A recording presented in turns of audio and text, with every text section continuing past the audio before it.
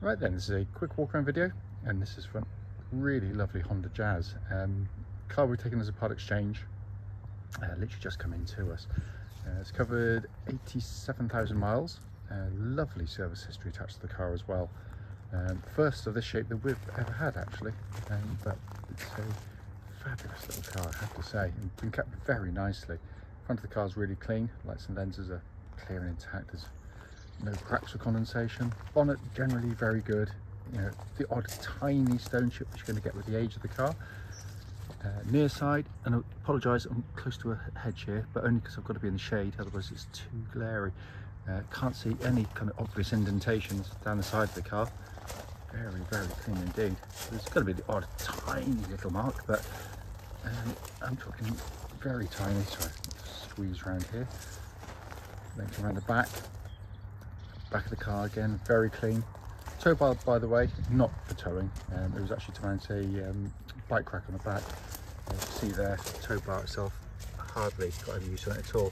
Then come round to the offside, lovely and smooth in the panels. Can't see any sort of obvious indentations there at all. Panel works really good. Any sort of marks are sort of very light kind of brush marks, but stuff that's easy to polish out. But for a car of its age and mileage, it's in really, really fabulous condition. Let's come into the boot area of the car. It's been kept absolutely beautifully, I have to say, and a really big boot on a Jazz's. Come into the back now, and basically you've got leg room you'd see in a car from 3 classes up. I mean, it's incredible the amount of room in the back here, and again it's been kept in just beautiful condition. Just coming to the front of the passenger side, again very clean and tidy. Footwell area is nice and clean. Full set of original mats in there as well. Finally coming along the driver's side, footwell area is very clean and tidy. Driver's seat very good, just a bit of bolster wear as you slide in and out. Exactly what you'd expect to see with the age mileage. So inside the car now, engine's running, so the dashboard we can see illuminated, which again is in fantastic condition.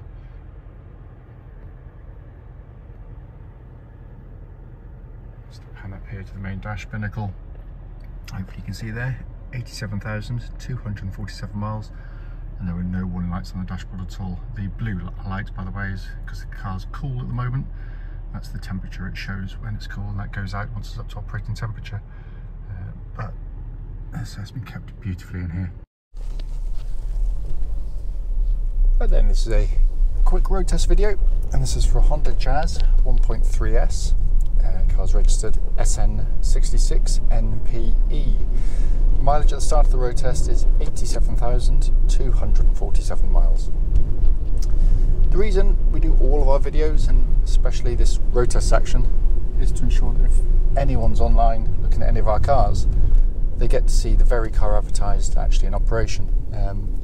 The reason we feel it's important is because, like lots of people, unfortunately we've been to see cars which have looked absolutely fine in photographs or description, but only to get there and find out there's an obvious fault that shows up when you drive the car. So that's why we do it. Doing this slightly back to front today. It's a beautiful day, but it's a wet road with a very low sun, which means it can get very glary, so it's slightly different to normal, but it'll suffice. So coming to the car, as you'll know from the walk around video, this car's coming as a part exchange to us, and actually rarely for us actually, it's the first of this generation we've ever had. But I've always loved the Jazzes, so I wasn't expecting to be disappointed, and I'm not, because it does what a Jazz does brilliantly well. But I'm going to go through all the usual things, starting with the engine, which starts instantly and settles to a completely smooth, even idle. There are no warning lights on the dashboard at all related to the engine or any other part of the car. The engine's just your classic Honda 4-cylinder petrol engine. In essence, it's brilliant. They are incredibly tough and reliable with just good regular maintenance. It's also an engine that, you know, it's just suited to the car really well. It picks up, it goes. It's got a sweet edge to the engine note, kind of induction noise, which I've always loved on the Hondas. But it's accessible, it's flexible, and very, very economical, of course, as well. But a lovely Engine then feeds through into the Honda gearbox, which, as you'd expect of Honda, is just a delight to use. When you change gears, it's got a lovely mechanical feel to it, very precise, beautifully weighted gear lever in terms of the actuation and the engagement. It's what Honda do brilliantly well, and that feels exactly as it would have done when it was new. It just feels as tight as a drum in there.